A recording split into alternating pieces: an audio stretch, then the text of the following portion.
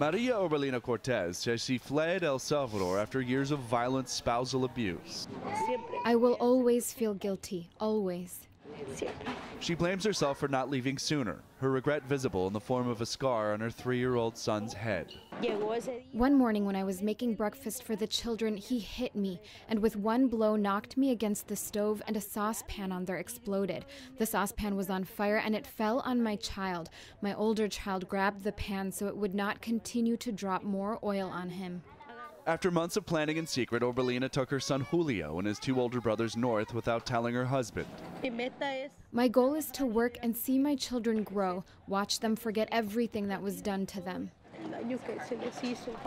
All 4 are now in South Texas in the care of a Catholic Charities shelter. Thousands of parents and children cross the U.S. Mexico border monthly with harrowing stories like Orbelina's, an increasing wave of migration straining government resources, ill-equipped to handle a crush of families. The president's push for $5.7 billion to expand a border wall, also triggering the longest government shutdown in history, is unlikely to stop them from coming. Many of the families that we see here for sure have entered either to a point of entry or through between points of entries and through the river. You know, either way they try to cross because they know there's no other way to do it. President Trump visited the Rio Grande Valley 2 weeks ago to promote the wall, only a few miles from where Orbelina and her children now stay.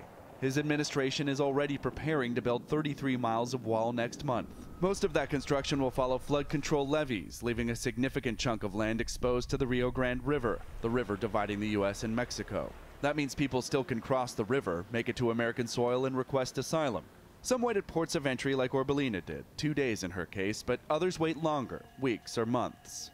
The Department of Homeland Security wants policy changes so it can hold families in detention longer and also deport unaccompanied minors more quickly. Officials have requested $800 million in humanitarian aid.